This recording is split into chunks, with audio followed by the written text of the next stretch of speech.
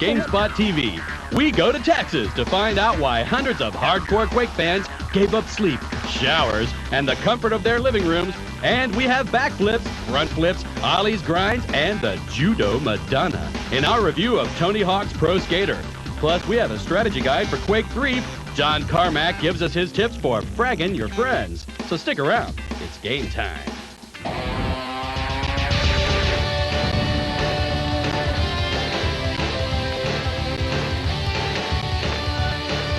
Would you drive 13 hours straight to Texas for a chance to play the latest text versions of Quake 3 Arena? As long as there's running water in my room, I think I would. Hi, I'm Dash, and welcome to Gamespot TV. This year's QuakeCon 99 did not disappoint. Gamespot TV found out that there's more to this event than winning prizes.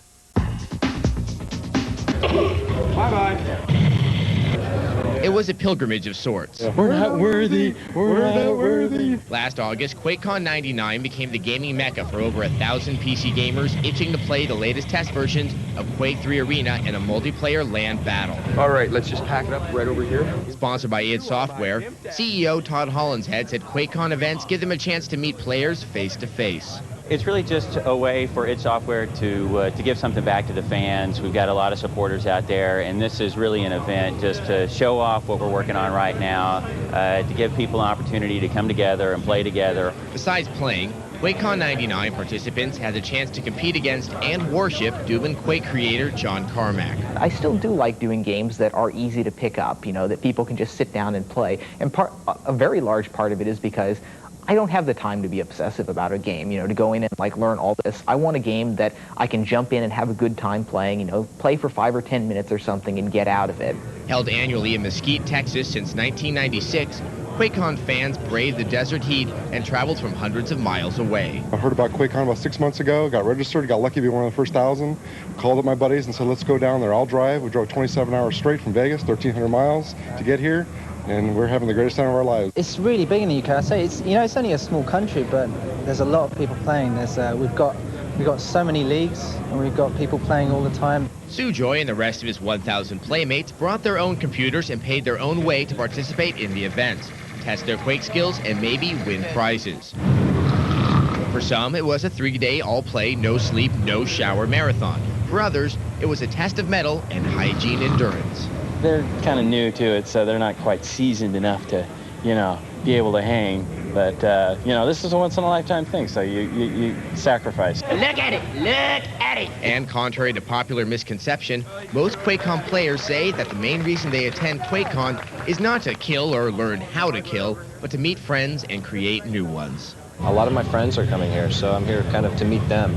We know each other over the internet almost exclusively, so getting a chance to come together and actually shake hands is nice. But amidst this sea of network computers, cables, and players, the biggest disparity we observed was the lack of female competitors. Out of the 500 people competing in the tourneys, we found one, Cornelia. There are a lot of females who play Quake. I don't know why they didn't sign up for the tournament. Actually, I was the only one who played. Cornelia was no lightweight. She made it to the intense finals, a spot most of the guys can only dream of. All these people right here. And after 3 days of competition, 510 were eliminated, and only the top 2 were left. Die Hard and 1134 Bane. A rocket launch signaled the start of intense action. Can you back up a little, please? Stay calm, stay calm. Yes! After an impressive 15-minute frag fest, Die Hard from Canada came out the victor. The secret, he says, was mental focus. Basically controlling all the armor and trying to win every battle. Basically not trying to do my best with my aim. That was my key. The QuakeCon 99 experience is difficult to put into words, unless you're one of the articulate few who has the gift. The most popular remark? QuakeCon rocks ass. I guess that covers it. QuakeCon winner, Die Hard, won a nice trophy, a cool leather jacket with the Quake logo on the back, and a tour of id headquarters in Mesquite, Texas. And while we were at QuakeCon, we picked up a few strategies from the players and John Carmack, which we'll have later on in the show. But before that, let's check the game news. In this week's game news, Paul Rubens, a.k.a. Pee Wee Herman, is said to be hosting an upcoming television game show based on the Berkeley Systems You Don't Know Jack trivia game series. No word yet as to which network will carry the show. Are you feeling impotent when it comes to training your pocket monster? Toys R Us is now offering free 6-week training sessions for kids who want to master their Pokemon. Kids can learn from more experienced players or become instructors themselves.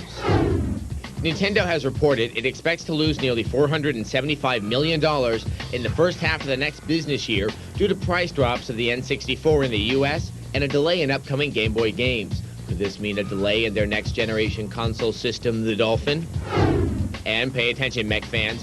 Hasbro Interactive and MSN Gaming Zone are hosting a Mech Warrior 3 competition at the end of this month.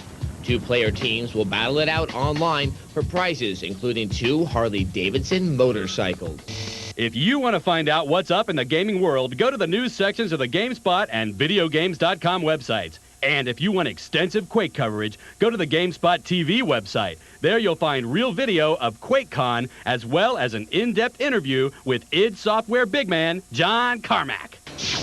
Coming up on Gamespot TV, we check out Speed Devils, the arcade-style racing game for the Dreamcast. And there's more Quake 3 action to come. We have strategies from the master himself, John Carmack.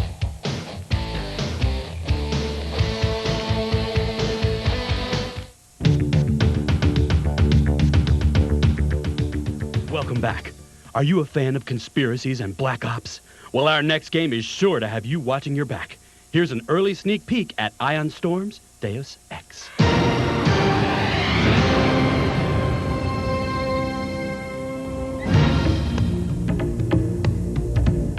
Warren Spector, the game designer who brought us the classic role-playing game Ultima Underworld and the cult classic System Shock, is working on something new. Deus Ex takes place in a dark and dismal world full of secrets and conspiracies. It's Earth 2052. You are a rookie agent named J.C. Denton, who's been enhanced with nanobots and works for the United Nations Anti-Terrorist Coalition. He's fresh out of the academy, you know, thinks he knows what's right and what's wrong. Starts working for an anti-terrorist agency and quickly discovers that the world is very much shades of gray and black and white really doesn't apply. And as he explores that world of gray, he discovers that the agency he works for is really the tip of a conspiratorial iceberg. And as he gets deeper into that world, the conspirators start, finding him a little dangerous. Deus Ex is a first-person role-playing game, and your player skills are very important. Players will be able to choose from over a dozen different skills. The more you use a skill, the more points you can use towards your next skill level. And you can be stealth boy, lock-picking lad, and demolitions dude, and those choices are expressible in the game world too. And the choices allow us to solve the same game problems in very different ways. And what that means is I can tell a completely linear story, which means I can tell a good story. But the minute-to-minute gameplay is completely different for every player. Using the Unreal Engine, the Deus Ex team plans to keep the world small but extremely detailed. So when you're walking through Hong Kong, don't be surprised when it really feels like the Hong Kong you know. We actually did get blueprints of the Statue of Liberty in the White House, and we're building them as realistically and as believably as it is possible. Conspiracy fans can look forward to Deus Ex when it's released next summer. Futuristic, but without any conspiracies or discernible plot, is the Wipeout series. Wipeout XL is considered to be the apex of futuristic racing. So how will Wipeout 3 fare?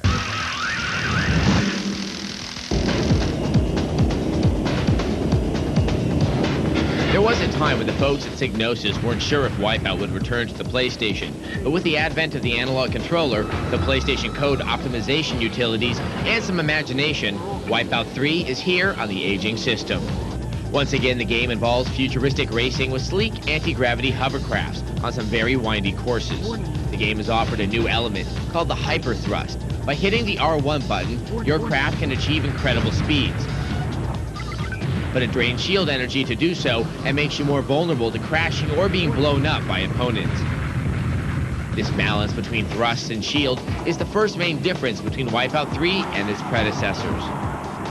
The next difference is in the difficulty level. The first tournament is so easy, you can beat it without ever using the Hyper Thrust or a weapon. The second tournament then becomes unbelievably hard. The learning curve in the first two games was gradual, But in Wipeout 3, there's no middle ground.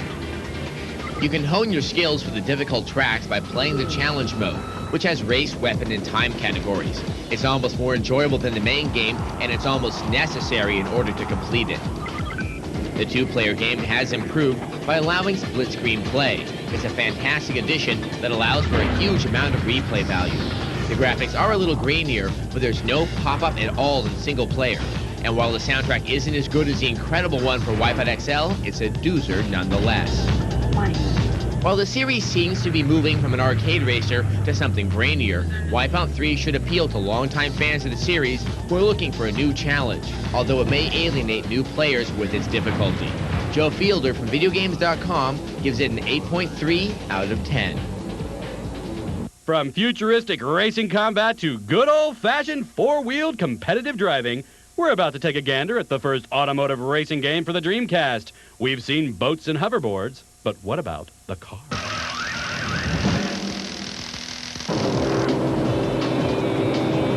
Speed Devils, the Ultra Dreamcast version of Ubisoft's Speed Busters for the PC, is in the same style of arcade racers as Midway's Cruisin' series and California Speed, except it doesn't suck.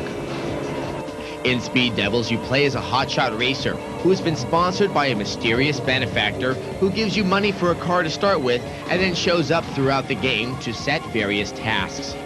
You race through a series of progressively difficult tournaments, which you compete in for prize money.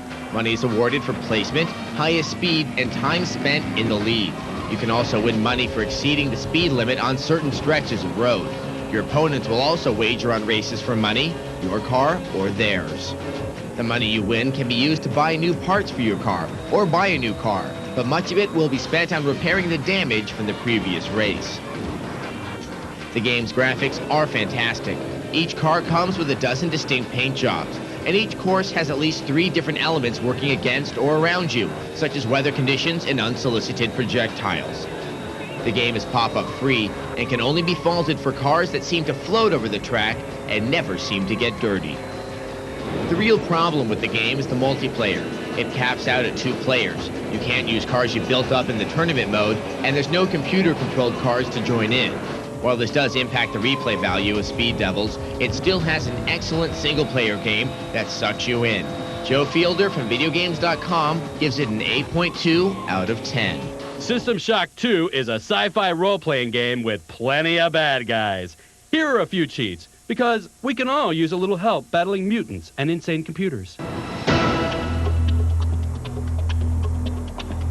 Here's where you make your choice, soldier. No matter who you choose to be in the beginning of System Shock 2, you can get free items with these codes. To enter codes, press and hold the shift and semicolon keys and enter the following into the console.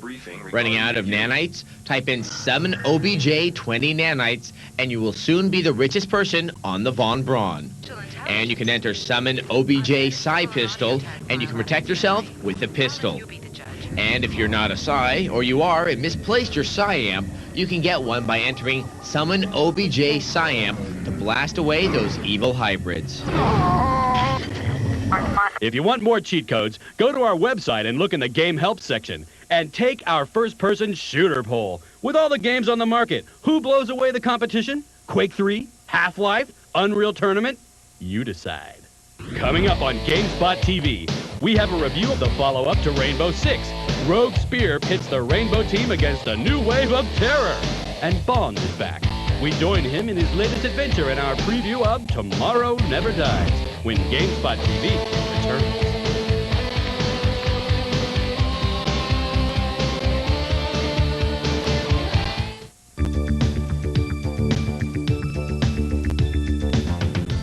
Welcome back.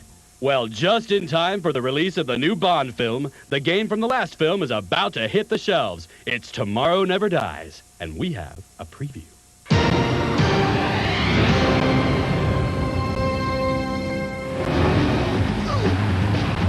While the temptation does exist to compare Tomorrow Never Dies with GoldenEye 007, it's not sensible. For starters, it's on a different system, the PlayStation, and it's styled more like Siphon Filter in its gameplay. Developer Black Ops has taken an unorthodox approach and starts the game after the movie ends in order to maintain the mystery elements of a good Bond film, where you slowly piece together the tyrannical machinations of a madman. The game will include 10 missions that take advantage of the globe-spanning, world-saving skills of the debonair hero, and includes truly Bond-esque scenes, such as a ski chase down the lovely slopes of Russia. Videogames.com recently received the latest build of the game and found it to have good detail, dexterous enemies, and nice lighting effects. The AI and some camera movements still showed problems, but there's time to work that out before Tomorrow Never Dies hits the shelves.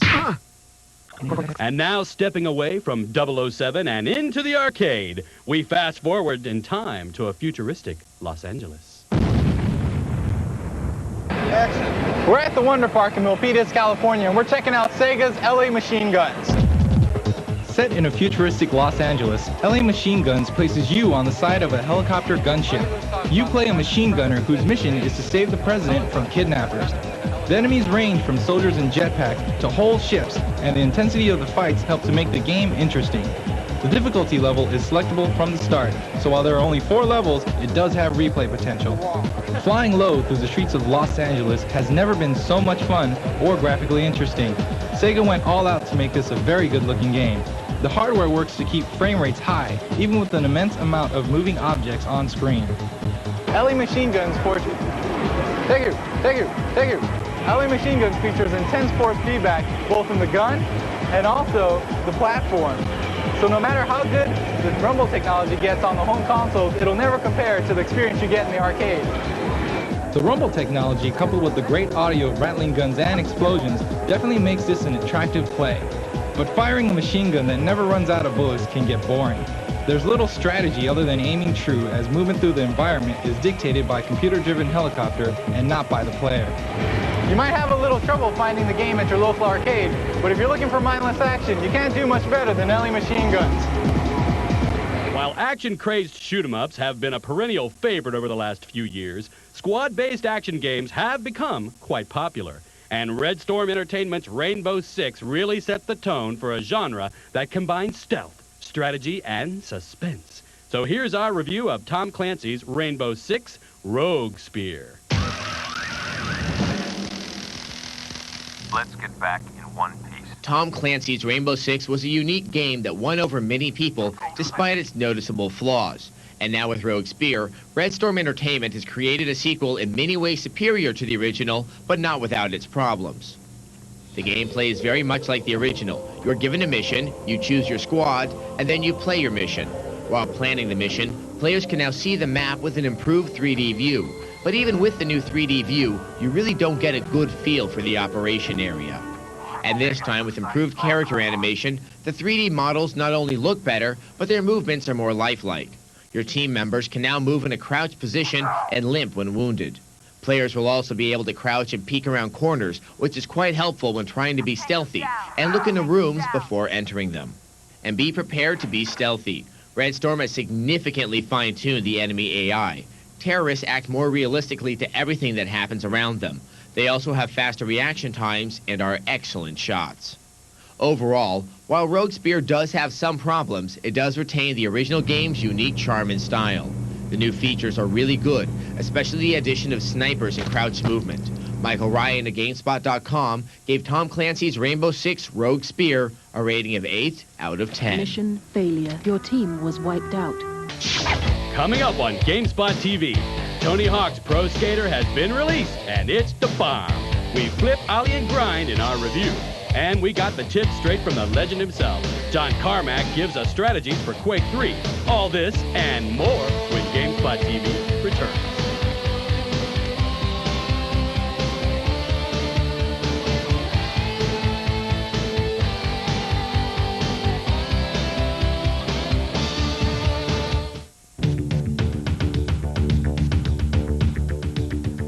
Welcome back. Between Tony Hawk's Pro Skater and Rockstar Games' upcoming title, Thrasher, Skate and Destroy, it looks like we're in the middle of a skateboarding renaissance. Here's a review of the first one off the rail. Between Tony Hawk and Rockstar's upcoming Thrasher, Skate and Destroy, it looks like we're in the middle of a skateboarding renaissance. Tony Hawk's Pro Skater takes an arcade-like approach to the world of skateboarding. The game features 10 real-life pro skaters, which have been broken up into 2 styles, vert skaters and street skaters, each having slightly different tricks. The game has various modes, including career mode, free skating, single session, and two-player mode. The object of the game's career mode is to collect videotapes. You can enter each stage as often as you like, but can only skate around for 2 minutes before having to start the stage over. Free skating lets you take a little more time to examine a level and master tricks. Single session mode is pure score competition. Two-player mode works on a vertical split screen and has 3 different modes in it. The large levels have lots of extravagant areas for combos, while the smaller levels are tightly packed with rails, ramps, and bowls. The soundtrack is filled with songs by bands like the Dead Kennedys, Goldfinger, and Primus, and the sound effects are really outstanding. The game's graphics are very good, and the camera rarely gets in the way. The game also runs at an excellent pace. Tony Hawk's Pro Skater is a game for skaters and non-skaters alike. Jeff Gertzman at Videogames.com gave Tony Hawk's Pro Skater an outstanding 9.3 out of 10. Once again, you don't have to be a skateboarder to enjoy the game. Guys over here who don't even know what a skateboard is enjoy playing Pro Skater. Competing in Quake 3 multiplayer games, on the other hand, is a different story. You need strategies? Okay, you got it. Quake 3 Arena is a game of speed and accuracy that involves a sack full of strategies. It's actually a souped-up chess match, if you can believe that. The only way to survive fierce competition, according to the top players, is to think, think, think. K9 Alcazar says players should polish their aim and learn resource management. There's armors on the map that you have to make sure you pick up. There's weapons that you have to make sure you dominate, and a lot of it's positioning. So against all my opponents, I'm always kind of keeping timers going and making sure that I'm picking them up whenever they're available, and trying to keep resources from him at the same time. For Cornelia, taming the power of the lightning gun is the ticket to victory in close quarter combat. The lightning gun, if you miss, you can kind of adjust your aim while you're firing. If one of your rocket misses, then you have to wait another second and fire again. The lightning gun, you can just kind of track people. id Software CEO Todd Hollinshead adopted a strategy shared by most of the Gamespot TV crew. Avoid people with the railgun. It turns out the Quake maker himself is afraid of this one particular creation. I'm just scared of the railgun people. You know, it's like you're walking around, it's like, ow, damn it. And it's like, I can't do that at all. I can't use the railgun worth a damn. Carmack confessed that he plays a running gun type of game. I play a fairly defensive game. Make sure that, don't jump into a battle unless, you've gone ahead and stocked up. Avoid until you pay attention, make sure you don't click and run out of ammo if you can. Get some armor before you go into a fight, unless you're sure that they're wounded and you want to go after them like that. And, I don't mind running away and disengaging from a combat. I'm not necessarily in it to the death there. But that's the scary thing on the really good players. They come bounding after you and it's like you're running away and they're nailing you in the back, and it doesn't work against the great players. I guess it's surprising to some that this seemingly mindless game requires a fair amount of thinking. But don't think too much. Practice against other players online. Quake 3 Arena servers are free. You want to see those Quake 3 tips again, and we know you do. They'll be up on our website, along with our QuakeCon feature and a full-length interview with John Carmack. And if you want to issue a Quake 3 challenge to other gamers, go to the Gamespot TV website and post it on our message boards. Well, that's all for this week, folks. Until next time, remember, if you think you're playing too much, play more. See ya.